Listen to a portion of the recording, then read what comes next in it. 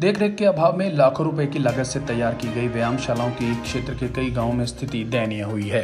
लोग बोले कि सरकार को किसी विभाग की जिम्मेदारी तय की जानी चाहिए। व्यायामशालाओं में प्रशिक्षक तैनात किए जाने चाहिए। वहीं बीडीपीओ बोले साफ सफाई व प्रशिक्षक नियुक्त करने के लिए की गई है डिमांड। ग्रामीण क्षेत्र के लोगों को भी फिट रखने के उद्देश्य से भाजपा सरकार द्वारा पिछले कार्यकाल में लाखों रुपए खर्च कर प्रदेश भर की तरह उपमंडल रादौर में भी कई जगह व्यायामशालाओं का निर्माण किया गया था। कई गांवों में स्थापित की गई ये व्यायामशालाएं इसलिए स्थापित की गई ताकि लोग सुबह शाम यहां योग कर व व्यायाम कर फिट रह सकें। लेकिन इन व्यायामशालाओं की उचित देखभाल न होने से कई व्यायामशालाओं की हालत दयनीय हो गई है। इन व्यायामशालाओं में कोई प्रशिक्षक नियुक्त न किए जाने के कारण लोग यहां नहीं आ रहे, जिसके चलते लाखों रुपए के खर्च कर बनाई गई ये व्यायामशालाएं कई गांवों में सफेद हाथी साबित हो रही हैं। अमित कुमार ने इन व्यायामशालाओं की ऐसी हालत के लिए अधिकारियों को जिम्मेदार ठहराया। उन्होंने कहा कि व्यायामशालाओं में न तो कोई योग टीचर तैनात किया गया है और न ही रखरखाव के प्रति कोई जिम्मेदारी तय की गई है। उन्होंने कहा कि सरकार इन व्यायामशालाओं में अंतर्राष्ट्रीय योग दिवस आयोजित करेगी, लेकिन इनकी हालत दयनीय बनी हुई है।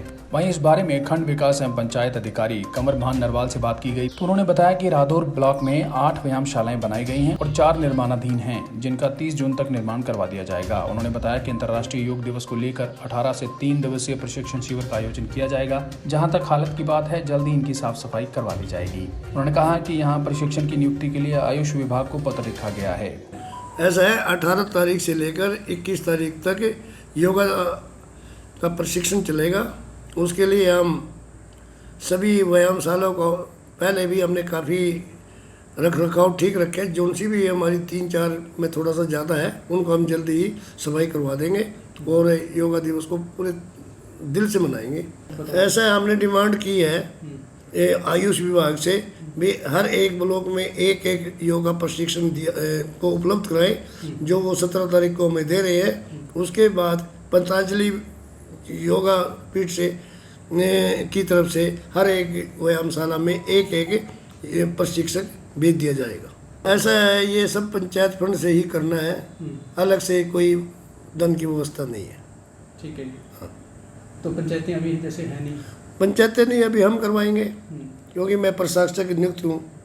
प्रशासक की जिम्मेवारी भी है, लेकिन थोड़ा सा काम अधिक है, जिसकी वजह से थोड़ा कम है। अब योगा दिवस आ चुका है नज़दीक, तो हम इसको और विशेष ज़्यादा ध्यान देकर ठीक करें। देखिए, सरकार की मंशा तो ठीक है कि योग और आयुर्वेद को बढ़ावा मिले, परंतु जो अधिकारी हैं उनकी ये लापरवाही नज़र आती है। पिछली सरकार ने इस सरकार के पिछले कार्यकाल में ये ग्रामीण क्षेत्र में योगशालाएं बनाई गई थी ताकि लोग योग करें, प्राणायाम करके अपने आप को स्वस्थ रह सकें।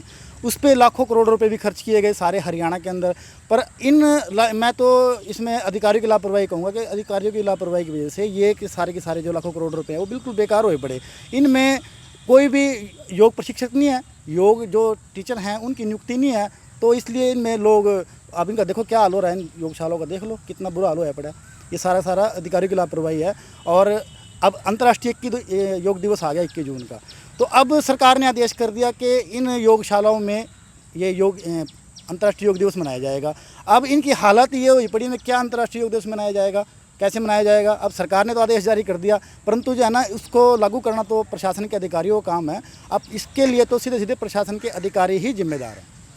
बिल्कुल, इनको या तो किसी डिपार्टमेंट को, खेल डिपार्टमेंट को इनको हैंडओवर किया जाए, या इनको आयुष को हैंडओवर किया जाए, या इनको ग्राम पंचायत को हैंडओवर किया जाए ताकि वो इनकी देखभाल तो कर सकें। अब ग्राम पंचायत कहती है हमारे पास फंड नहीं है। हमारे कई सरपंचों से बात हुई, भाई आपके गांव में योगशाला बनी, इसका क्या हाल हो रहा है। वो कहे जी हमारे पास कोई फंड ही नहीं है। अब स्पोर्ट्स विभाग से बात करी, वो कहे जी हमारे तो अंडर ही नहीं है ये। अब वो कहना उसका ये तो सफ़ेद हाथी साबित हो गया ये सारे के सारी योगशाला व्यायामशाला।